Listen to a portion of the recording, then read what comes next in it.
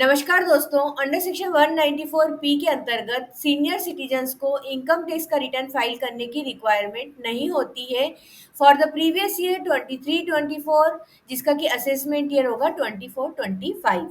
अब यहाँ पर जो कुछ इसके साथ कुछ कंडीशंस भी जुड़ी हुई है, वो कंडीशन यदि पूरी होती है तो फिर सीनियर सिटीजन्स को आईटीआर नहीं फाइल करना है।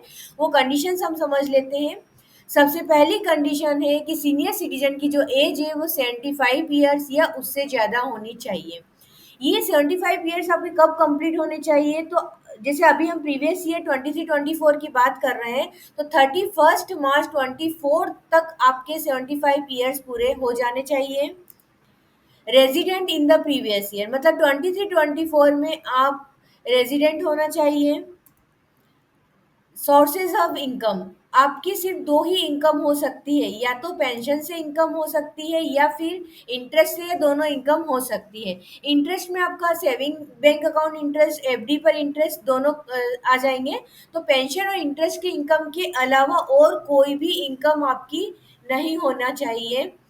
पेंशन एंड इंटरेस्ट जो दोनों आपको मिलते हैं वो एक ही सेम स्पेसिफाइड बैंक से मिलने चाहिए। मतलब एक ही बैंक में आपको पेंशन का भी अकाउंट होना चाहिए और उसी बैंक से आपको इंटरेस्ट भी मिलना चाहिए। मतलब ऐसा नहीं है कि आपका एफडी का इंटरेस्ट किसी और बैंक में है, पेंशन किसी और बैंक में। सेम बैंक में दोनों आपके रिसीव होने चाहिए।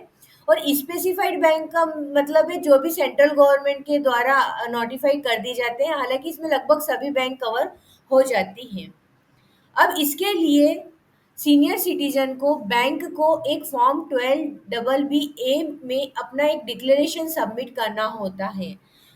अगर ये सभी कंडीशन फुलफिल हो जाती है तो फिर सीनियर सिटीजन को इनकम टैक्स रिटर्न फाइल करना नहीं होता है। फॉर्म 12BB में कौन कौन सी इंफॉर्मेशन दी जाएगी? तो इसमें सीनियर सिटीजन को अपनी टोटल इनकम बताना होगी। साथ में यदि कोई एटीसी से एटीयू तक की कोई डिडक्शन मिलना है तो वो डिडक्शन की भी उसको डिटेल वहाँ पर उस फॉर्म में देनी होती है। और साथ में कंफर्मेशन अपनी पेंशन और इंटरेस्ट की इनकम के लिए कंफर्मेशन देना होता है। तो छोटा सा फॉर्म है जो फाइल करके सीनियर सिटीजन के द्वारा बैंक को दिया जाता है। अब उसके बाद बैंक का क्या काम होता है? देखिए, सीनियर सिटीजन का काम तो क्या गया कि उसने 12BB फॉर्म बैंक को दे दिया। अब बैंक की रिस्पॉन्सिबिलिटी हो जाती है कि वो उस व्यक्ति की टोटल इनकम कैलकुलेट करके उस पर टैक्स लायबिलिटी निकाले। और टैक्स लायबिलिटी निकालने के लिए वो सभी जितनी भी डिडक्शन एग्जम्पशन है वो सभी लेगी। साथ में अगर 87A की रिबेट मिलती होगी तो 87A की रिबेट का भी बेनिफिट देना होगा। जैसे कि हम इनकम टैक्स रिटर्न फाइल करते हैं ना, सेम पूरी कैलकुलेशन ऐसे की जाएगी। लेकिन ये कैलकुलेशन कौन करेगा? बैंक करेगा। और उसके बाद फिर बैंक के द्वारा टैक्स निकाला जाएगा। और टैक्स निकालने के बाद जितनी भी अमाउंट टैक्स लायबिलिटी आती है वो टीडीएस के रूप में बैंक डिडक्ट कर लेगा। जैसे कि आपको मान लीजिए कि आपको इंटरेस्ट और पेंशन मिला के कुल 1 लाख रुपए आपको मिलना था और आपका टीडीएस बन रहा है 10,000, आपका टीडीएस बना है।